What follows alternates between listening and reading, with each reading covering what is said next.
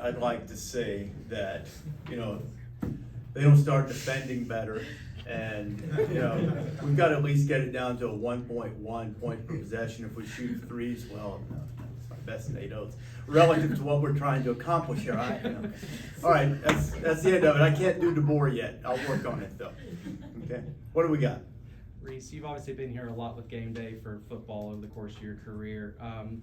What does it say about the program that Oats has built as far as, this being the first time you guys have been here with basketball? It's a level of national recognition that even as good as Alabama basketball has been in the past, it's been better than a lot of people realize, I think, on the outside.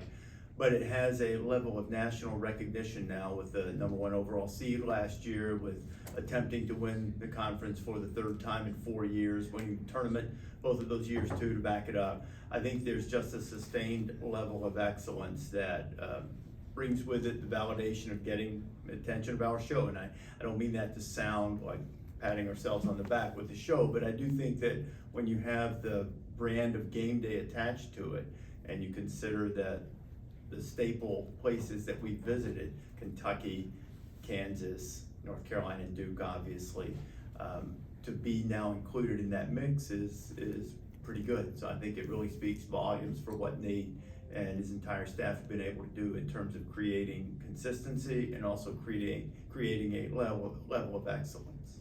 You've been at a lot of big venues, you mentioned a couple of them there. When Coleman gets full and gets rocking, it can create a big atmosphere, but do you think that, you mentioned the basketball getting to national recognition, do you think it's necessary to have a new venue, or do you think it can kind of be what it is with what it has? Greg Burns is a really good friend of mine. They need a new building. I mean, the first time I came into this building, I was 5 years old, going on 6, and my parents brought me to see Elvis Presley. Actually, they were coming in, probably couldn't get a sitter at that time.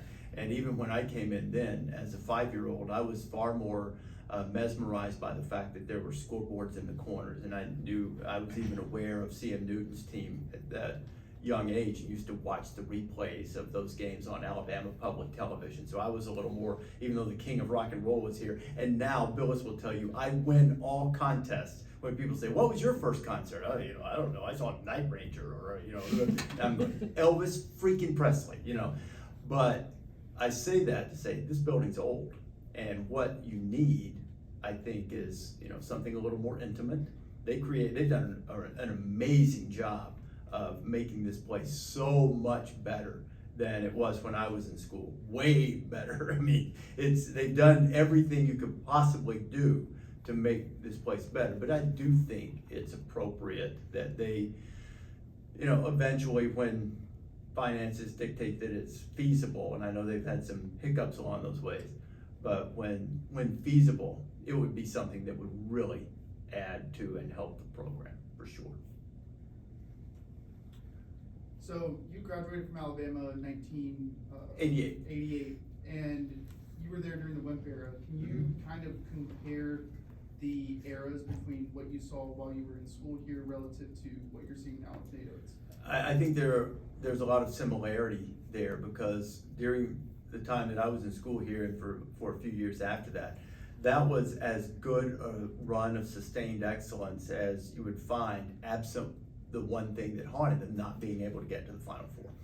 And this is early in the building stage, and I really believe that Nate Oats will get Alabama to a Final Four. But that's the only thing lacking, because everything else during that era when I was in school, they had. The multiple Sweet 16 appearances, the big time stars, the high draft picks, they had it all. And Derek McKee and Enos Watley and Bobby Lee Hurt, Buck Johnson, so many great players. And then a few years after I graduated, the teams with Spree and Ori, that's big time star power.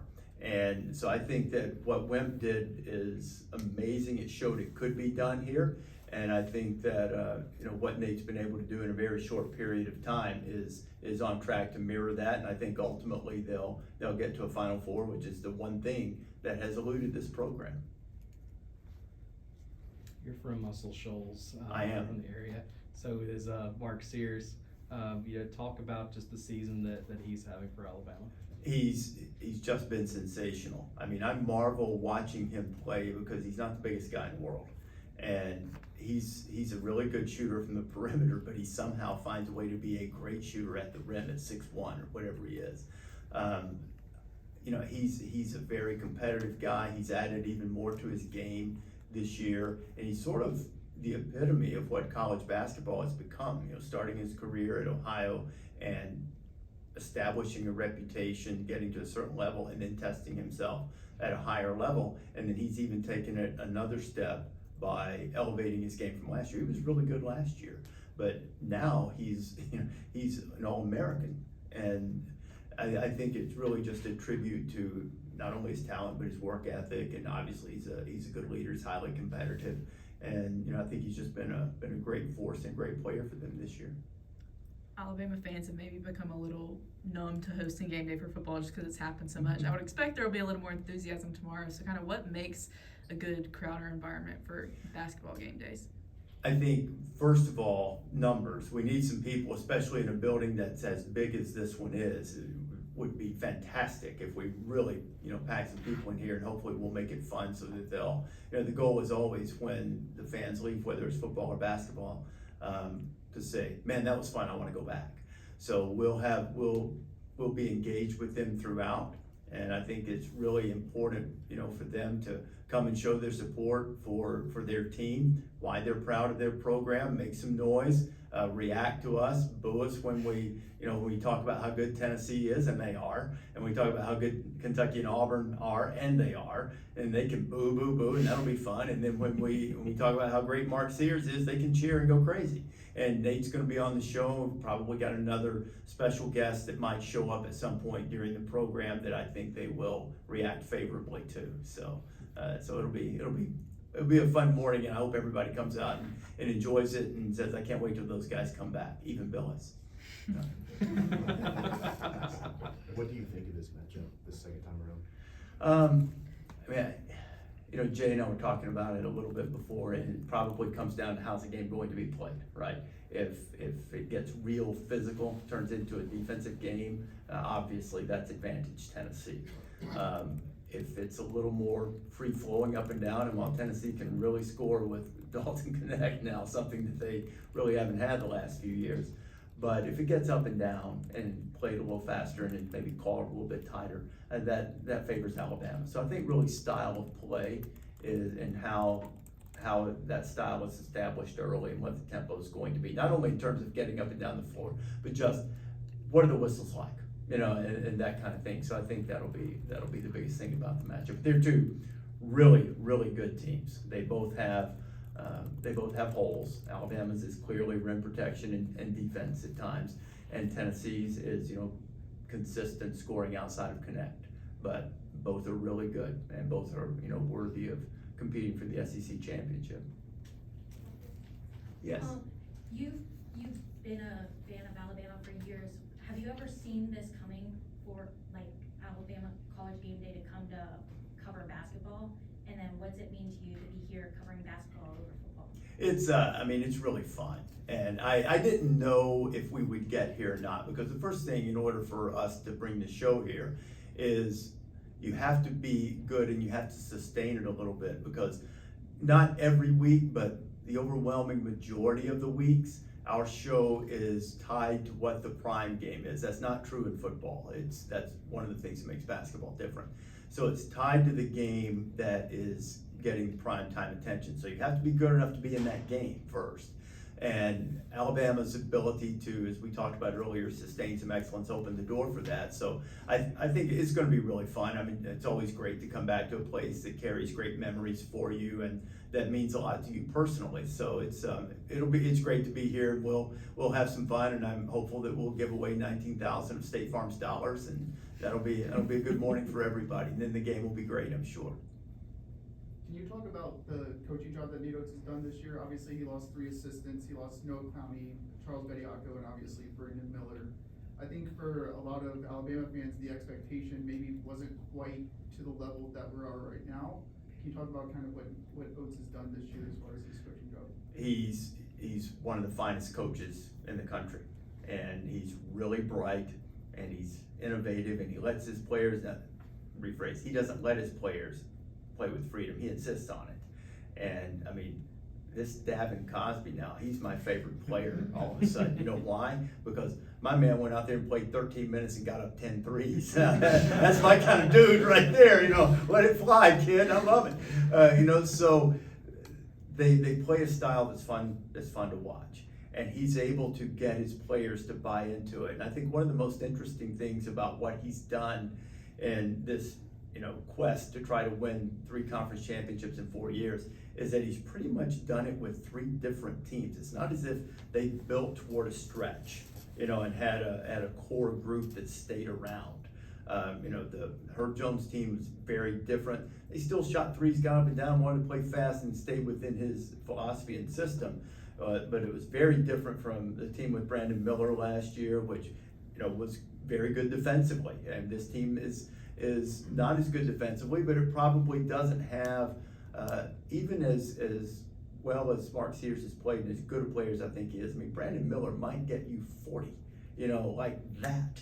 And, you know, so they don't have that. They don't really have the rim protection, and yet he's been able to put his team right back at the top of the conference again. And it's really a testament, I think, to the way he plays, the way he gets his players to believe, to play with freedom, to play aggressively. They've done really well bouncing back from what might otherwise have been significantly demoralizing games, which I think is also the mark of a really good coach. I mean, I characterized him earlier this week talking with someone as a rising star, and then corrected myself. I said, you know what? I don't think he's rising anymore. I think he's just a star coach. He's excellent. He's done an excellent job here. We have time for one more. Back on the topic of Coach Oates, I think we've all heard whispers here and there about other bigger schools potentially trying to poach him away. What, if anything, do you think it would take for the university, for Greg Byrne, to ensure that Coach Oates stays here long term? You know, like, I'm not in a position to speak for Greg or the administration at all, but my inclination would be, given the fact that this is the guy that he went out and went after and the success that they've had, he'll do everything humanly possible to keep him here, you know, for the long term. And, you know, it's the way college athletics are changing right now. There will always be a draw for a coach. I mean, just look across the way at football. Kalen DeBoer had a really, really good job. Really good job. Washington's a really good job. You can win the national championship at Washington, clearly, because they were 1 game away from doing it last year. So there's always going to be the draw, though, of a place where it's everything for certain people. Some people don't want that. DeBoer obviously did. And then there's also the draw of making it everything in your own image. So a lot of that will come down to what Nate wants to do, right? I don't think that he'll leave Alabama because they, you know, at any point because they didn't do something. I don't think. You know, I think they will do everything in their power to make sure that all suitors will have formidable competition to keep him. Because here's one true thing. If you guys remember this from me, your time with me will not have been ill spent.